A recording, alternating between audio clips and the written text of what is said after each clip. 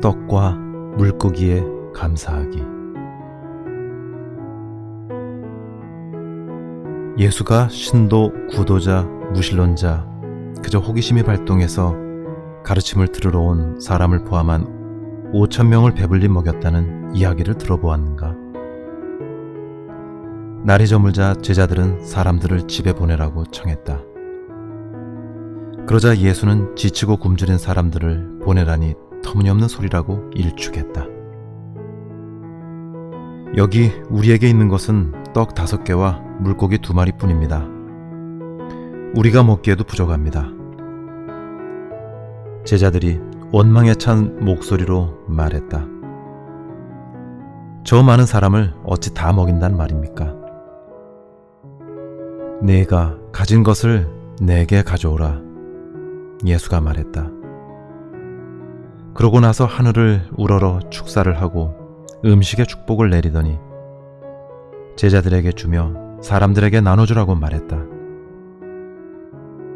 신기하게도 모두 배불리 먹고 나서도 음식 바구니가 12개나 남았다.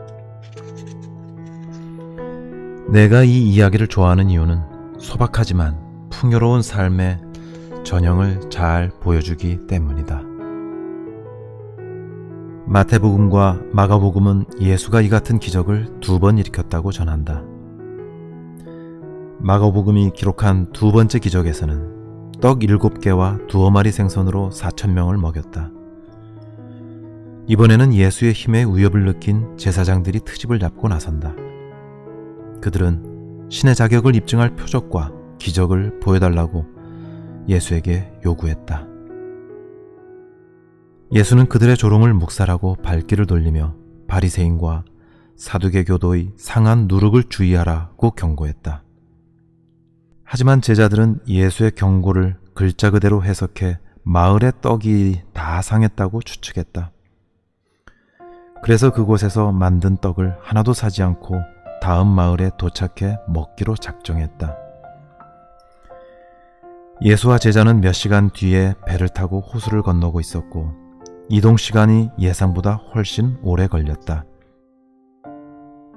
제자들은 누룩이 상해서 떡을 하나도 안 가져왔다고 불평을 늘어놓기 시작했다. 몹시 배가 고팠던 제자들이 물었다. 어떻게 할까요? 무엇을 먹을까요? 자신이 한 말을 완전히 이해하지 못한 제자들에게 화가 난 예수는 질책을 했다.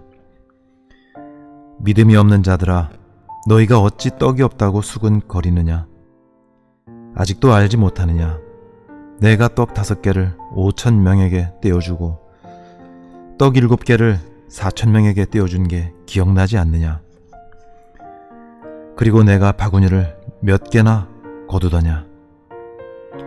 내가 떡 이야기를 하는 게 아님을 아직도 이해하지 못하느냐? 눈이 있어도 보지 못하고 귀가 있어도 듣지 못하느냐?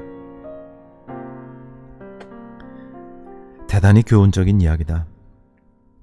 풍요와 결핍의 이야기 밑에 감추어진 흥미로운 가르침은 결국 제자들이 스승의 깊은 뜻을 이해하지 못했다는 것이다.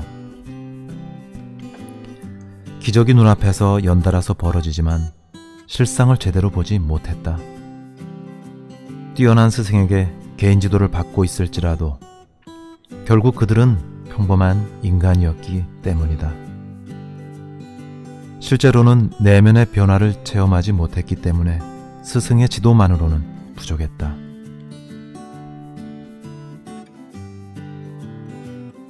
우리도 예수의 제자들과 마찬가지다. 우리는 얼마나 우리의 인생에 대해 착각하며 살고 있을까? 우리는 중요한 인간관계에서 오고 가는 세력 다툼, 신용카드 지출을 자제하지 못하는 습성, 자부심을 훼손하는 직장 내 문제, 자신 혹은 사랑하는 사람에게 드러나기 시작하는 중독 증상, 계속해서 위험을 자초하는 무의식적인 자괴 파괴적 버릇을 이해하지 못하고 넘겨버린다.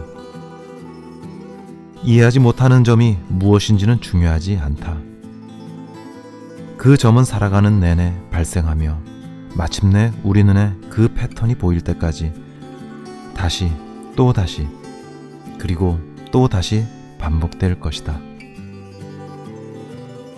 그러니 이제 관심을 기울여서 똑바로 보아야 한다. 평생 데자뷰를 반복해서 경험할 필요는 없다. 우리가 이해하지 못하는 이유는 내부의 전화를 받아서 전달하는 외부의 경험을 제대로 해석하지 못하기 때문이다. 우리 영혼은 외부 경험이라는 정보를 처리하지 못한다. 외부 삶에서 벌어지는 상황은 도저히 이해할 수 없는 외국어로 진행된다. 그래서 외부 모습이 현실이라고 짐작하거나 이해가 될 때까지 똑같은 경험을 계속 반복한다. 차라리 외국어 공부에 완전히 집중하는 편이 나을 것이다.